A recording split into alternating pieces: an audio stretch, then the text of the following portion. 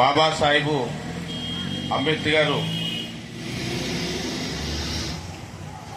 వేడుకలు ఏదైతే ఉందో దేశవ్యాప్తంగా కూడా ఒక సంక్రాంతి పండుగ ఎలాగైతే ఉంటుందో అలాగే మనం చేసుకుంటూ ఉంటాం. అలాగే ఈరోజు మన కుర్రోళ్ళందరికీ కూడా బాధాకరమైన విషయం ఏంటంటే మనకి కొత్తగా ఒక డిఎస్పీ గారు వచ్చారట. ఆ డిఎస్పీ గారు ఏదైతే ఉందో ర్యాలీలు చేయొద్దు అనేసి వాళ్ళు చెప్పారట. దాని మీద పోలీసు వారంతా కూడా ర్యాలీలు ఆఫ్ చేసి జరిగింది.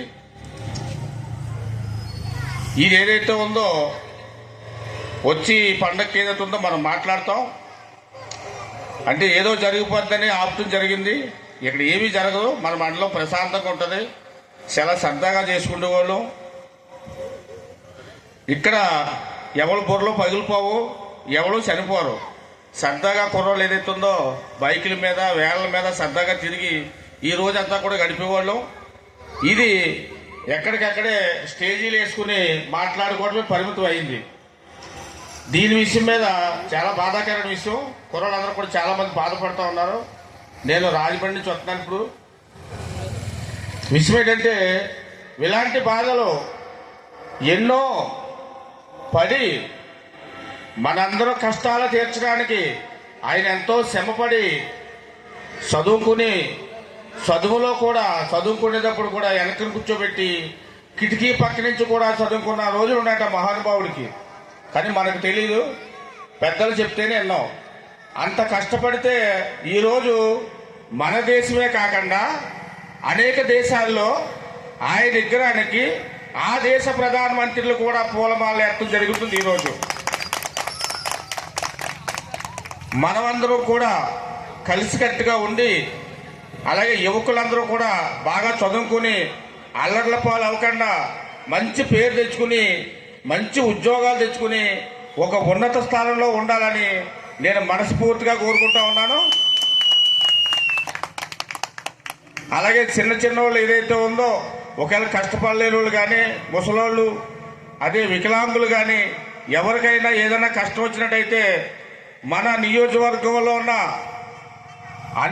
అన్ని కులాల దళితులకి నా వంతు సహకారం చేయడానికి నేను సిద్ధంగా ఉన్నాను.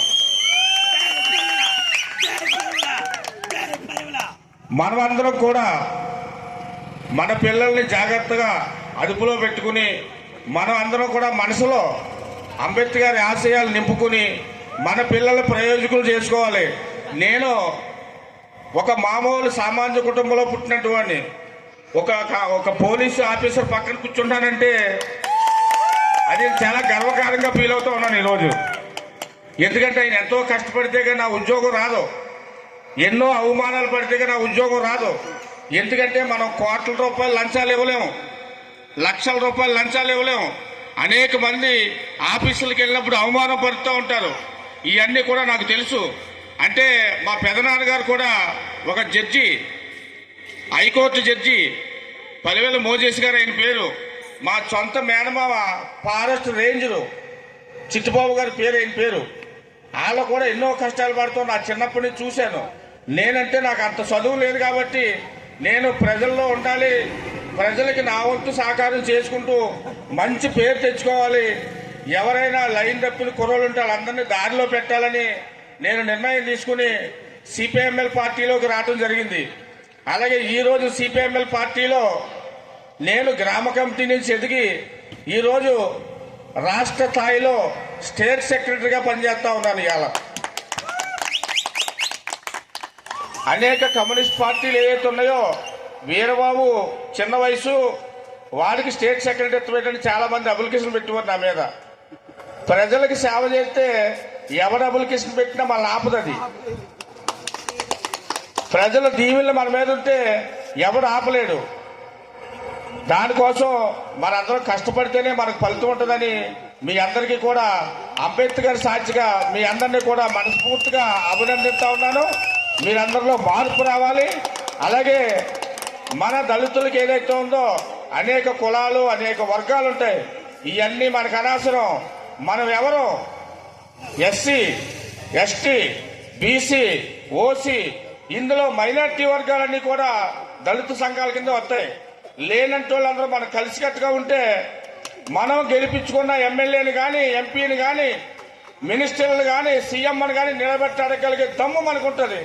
మనం ఎప్పుడైతే ఓటుకు అమ్ముడైపోయామో ఆ రోజే మనం దిగజారిపోయినట్టు. మనకు రావాల్సినట్టు గవర్నమెంట్ రాయితీలన్నీ కూడా వాళ్ళ కారు వెనకాల కారు కొనుక్కుంటారు, ఎకరం వెనకాల ఎకరం పొలం కొంటాడు.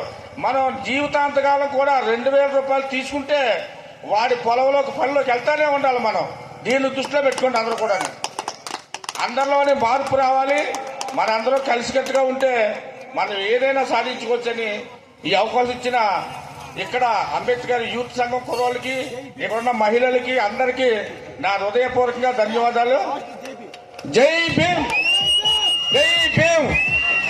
అలాగే ఇక్కడ మన మధ్యలో ఉన్న బండి రవి గారు పోలీస్ ఆఫీసరు, ఆయన మాట్లాడుతుందే కోరుతున్నాం.